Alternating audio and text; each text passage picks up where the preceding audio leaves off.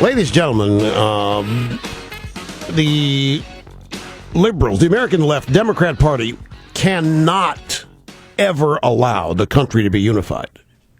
They just can't. They cannot survive without conflict. They cannot survive without chaos. They cannot survive without an us versus them. If, to illustrate the point, if the top marginal tax rate were moved up to 90%, it would not stop them from saying the rich aren't paying their fair share. They're going to say it if we abolish the rich. If we make it illegal to be rich. They're still going to run around and talk about the days when the rich weren't paying their fair share. And do you want to go back to that? Look it, for 24 years on my website every day and on this program frequently, here are the latest numbers. The top 5% pay 44% more in taxes than the bottom 95%. The top 5% pay 44% more in taxes than the bottom 95%. Now, what does that mean? Nothing. What are the dollars? That doesn't mean jack to anybody hearing it. And it's really frustrating. You could say the top 5% pay 50% of all tax. Doesn't matter. Apparently, it doesn't cut through the noise and change anybody's mind who believes the rich aren't paying their fair share. All that number does is validate people who already understand it. But it's not winning any converts. At least I don't get the sense that it is. Otherwise, they wouldn't still use class envy. Now, there are arguments. Political scientists routinely argue about the effectiveness of class warfare politics. Does it work or does it not? And you get, for as many political scientists as there are analyzing it, you get that many theories and that many answers. But the fact that the Democrat Party keeps doing it is proof positive to me that they think it works. In this case, that's all they've got. They can't run on their current record. They can't run on this economy, even though Obama today was trying to massage these numbers in such a way as to lie to the American people whose lives he's destroying, that it isn't so bad out there. That's a cold, calculating guy to do that. Try to tell people whose jobs you're destroying that things are getting better. I tell you, that's heartless. It's pure heartlessness, but that's who he is. It's what he's doing. They live in cliches. They don't. It's the biggest mistake in the world is and I've found this over the years, is to engage them literally. It just as a persuasion technique, I don't see how it works. Remember when Paul Ryan took Obama to school on his own health care plan at that joint session at the White House, or maybe it was at Blair House. But anyway, they had a bunch of congressional leaders and Obama. The Democrats and Republicans got together, and one of these fake pretenses that everybody's working together trying to solve a problem. And Paul Ryan just read Obama the Riot Act on his health care bill and how he's destroying the economy and rising deficits. All that. It was very accurate. It was very true. And even among people who saw, all it did was validate those of us who already knew what he was talking about. But I don't think it was persuasive. Not that what he was saying, and he isn't persuasive, it's just the literal aspect of this stuff. When we're talking to liberals, I mean, who is it we're trying to persuade anyway? We're trying to talk liberals out of being liberals. Isn't that what this objective is? Or we're trying to depress them so much that they don't go vote, whatever, but that's what we're trying to do. But they're not literal in any way. They live in image. They live in fantasy land. They live in the world of emotion. Realville is they get nowhere near. They see the sign says Realville, and they turn around so that it's in a rearview mirror. And they're out of there. Don't want any part of it. They can't survive in Realville. They live in cocoons. Study this. It's the art of persuasion is a very, very tricky thing. It is really, really. Here, let's go back to this. Harry Reid and income tax avoidance of Mitt Romney is a classic example. Let's go back. Here's Harry Reid yesterday morning on the Senate floor. If a person coming before this body wanted to be a cabinet officer, he couldn't be if he did the same refusal Mitt Romney does about tax returns. So the word's out that he hasn't paid any taxes for 10 years.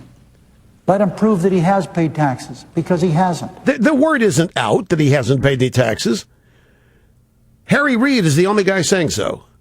And he says somebody called him that used to work at Bain. He won't identify who it is. He's making a fool of himself, as it turns out. This is actually going to end up helping Romney. It's because it's allowing Romney to go on offense about this, about not revealing the returns, because Harry Reid's making it obvious what it's all about. Harry Reid doesn't even care that Obama's not paying. If it's true that Romney weren't paying taxes, Harry Reid doesn't care about that. That's not what this is about. What this is about is Romney's a rich guy and he doesn't have to live like you do. Romney's a rich guy and he gets deals. Romney's a rich guy and he lives in a way that you'll never be allowed to, and he won't let you because he doesn't like you. Mitt Romney's one of these guys that got rich by taking everything from you, and that's what he's hiding. That's what he's saying. He's talking to his audience of brain dead, drug brain, whatever, mind fried, little wandering shreds of human debris. That's who he's talking to. He can't prove it, but now the allegation's out there. He put it there. Now it's up to Romney to disprove it. What Harry Reid was hoping was the media would pick this up, start demanding that Romney, because what they really want is for Romney to release his tax returns, because they want to then pour through them and find anything they can that they are convinced they could make average people think was Romney skirting the edge of the law or doing something they couldn't do. Obama's whole history, his whole electoral history, is to find dirt on opponents or make it up and run them out of the race before the election. That's the Axelrod Obama modus operandi. That's what they're trying to do. They're dealing here with Mr. Clean. In fact, let's go to let's see, the forehead. Here, this is soundbite number 5. This is the forehead giving up the game last night on CNN with Anderson Cooper, who said to the forehead, can you defend Harry Reid on this? Can you seriously defend Harry Reid telling us that Romney hasn't paid taxes for 10 years because of some mystery man on the phone? You watch me. This guy has a long, incredible history of tax avoidance. Shell Corporation in Bermuda, Cayman Islands, Switzerland bank accounts, a blocker corporation in Bermuda, whatever that is. Freshman philosophy. When you're confronted with something, you have limited information, you choose the simplest, most obvious choice. What do you think it is, Anderson? Do you think he secretly, owns the Bunny Ranch brothel? I don't. He's a man of extraordinary personal morality, impeccable personal moral character. So I don't think he's, secretly owning inner-city liquor stores that sell to children. No, I'm just trying to show it's the most logical explanation. Did you hear that? They admit Romney is a man of extraordinary personal morality. That makes him a threat, number one. Impeccable personal moral character, and yet they're going to accuse him of tax avoidance. Begala was, Paul, are you sure you can? He said, you watch me. I can prove it. This guy's got a long, incredible history of tax avoidance. Really? How? Well, he's got Cayman accounts. He's got a Switzerland account. What, does that automatically mean tax avoidance? You watch me. I'll prove it. I'll make people think it. I don't have to prove it, Wolf. All I got to do is make them doubt it, and I can do it. My problem is this guy's impeccably moral. This guy has an impeccable, extraordinary personal morality. So I can't accuse him of running a brothel.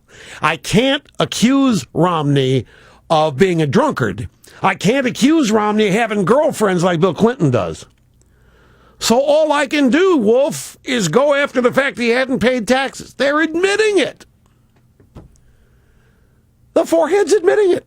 We got impeccably moral character, yet he didn't pay his taxes. You watch me. I'll create doubt on that.